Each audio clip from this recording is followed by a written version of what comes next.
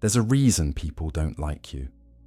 And no, it's not because they're all fake, jealous, or secretly intimidated. It's because there's something about you they can feel, something off, something that makes them quietly pull away. You don't see it, but they do. And the hardest part? It's not that you're unlikable. It's that you keep trying to be liked. You can't chase respect with the same hands you beg for attention. People can sense neediness before you even say a word. It's in your tone, your posture, the way you try too hard to fit in. You think you're being friendly, but what they see is someone who's trying to earn permission to exist. Every time you overshare, agree too quickly, or laugh at things you don't find funny, you tell the world, I need your validation more than my dignity. And people run from that, because nobody wants to be around someone who mirrors everyone else. It feels fake, even if it's not meant to be. The truth is, most people respect mystery more than effort. When you stop trying to be liked, you start being felt. That's when people pay attention, not because you begged for it, but because you didn't. It's funny. The quieter you become, the more everyone suddenly hears you. You think being nice will make people like you, but niceness isn't respect. It's comfort, and comfort is cheap. Anyone can smile, compliment, or agree. Niceness without backbone is manipulation dressed as kindness, and people's instincts pick that up faster than logic ever could. You might think you're being generous, patient, understanding, but if you never say no, never draw a line, and never let someone see your shadow, you're not being kind. You're being forgettable.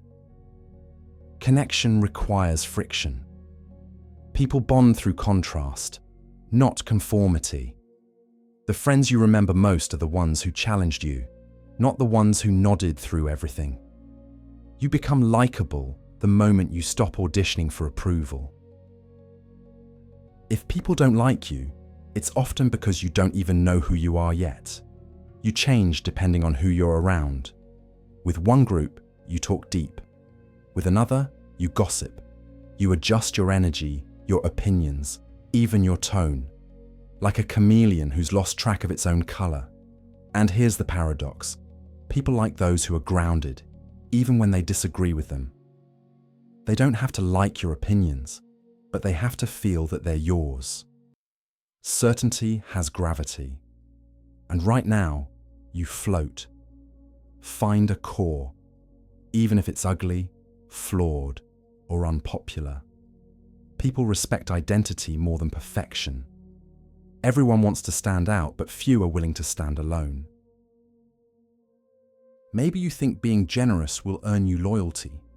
You give attention, favors, time, but you give it with a hidden hope. Now you'll like me. And when they don't, you feel betrayed.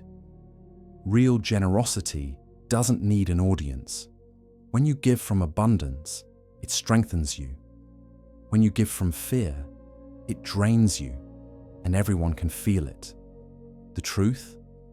People start resenting those who overgive, because deep down, they sense it's not really kindness, it's control.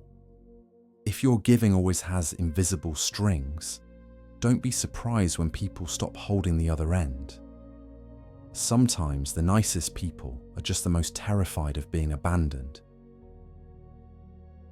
Some people repel others without realizing it. Not because they're rude, not because they smell bad, not because they're saying the wrong words, but because of something subtler, something deeper. Their energy just feels off. You've met someone like that. They talk normally, they act fine, but something in you tenses up around them. That's not logic. That's intuition. Humans have an instinct that can sense tension, fear, insecurity, even desperation before the other person says a single word. And if your energy constantly says, I need you to love me, people will feel it, even if your mouth is saying, "I don't care what anyone thinks." They'll sense the dissonance, and it'll make them uneasy.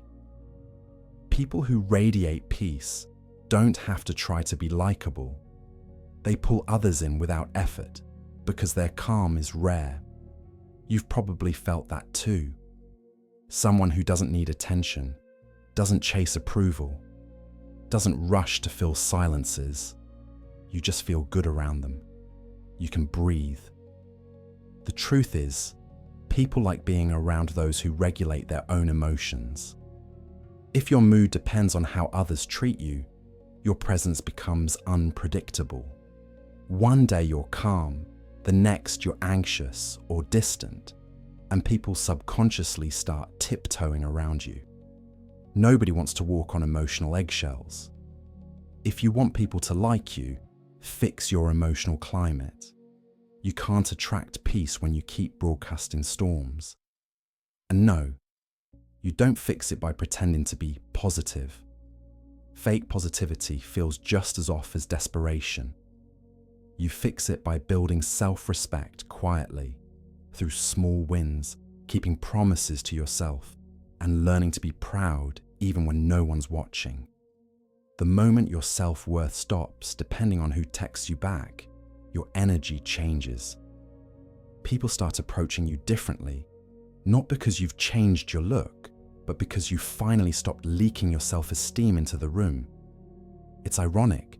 When you stop trying to make people feel comfortable, they finally start feeling comfortable around you, because now your energy doesn't need them to fix it. Confidence isn't about being the loudest one in the room. It's about being the calm one who doesn't need the room at all. Most people aren't addicted to others. They're addicted to distraction. They can't stand being alone because silence forces them to hear their own thoughts. It's not that they hate solitude. It's that they hate what it reveals. You see it everywhere.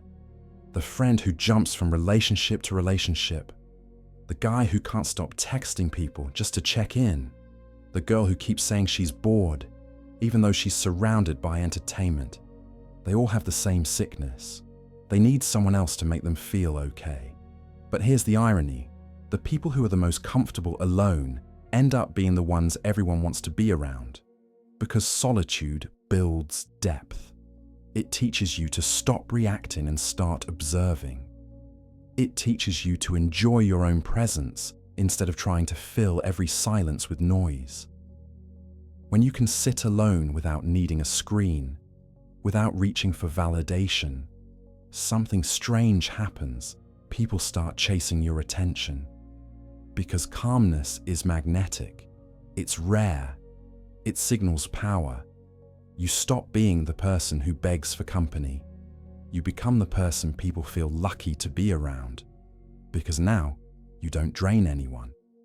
You don't need them to fill the silence. You are the silence. The next time you feel lonely, don't reach for your phone.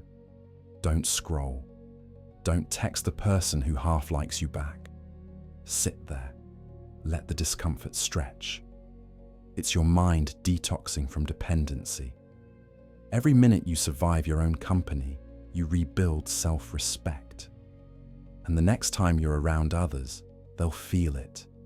That subtle difference between someone who needs people and someone who chooses them. And here's the twist. The people who used to ignore you will suddenly want your attention. Not because you changed your look or posted something clever, but because you stopped broadcasting need. You became the rare person who can exist without a crowd. When you stop chasing people, you give them space to realize how rare your peace really is. Here's the cruel, paradoxical truth. The more you try to make people like you, the less they do. It's a strange psychological phenomenon. People are drawn to those who don't need to be liked, because need kills authenticity.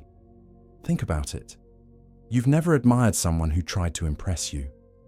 You admired the ones who were just unapologetically themselves.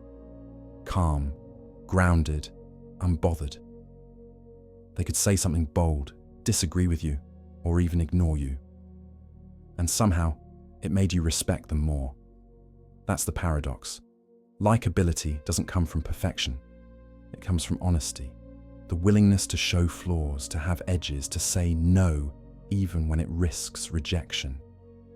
People might not always agree with you, but they'll trust you.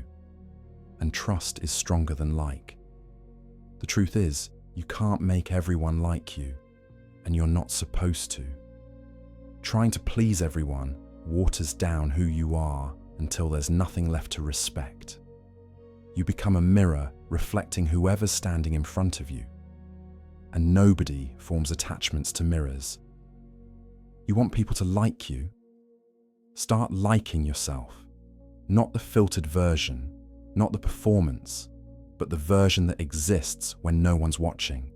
The one that's tired, messy, opinionated, human. The moment you own that version, others will too. And remember, some people will still dislike you.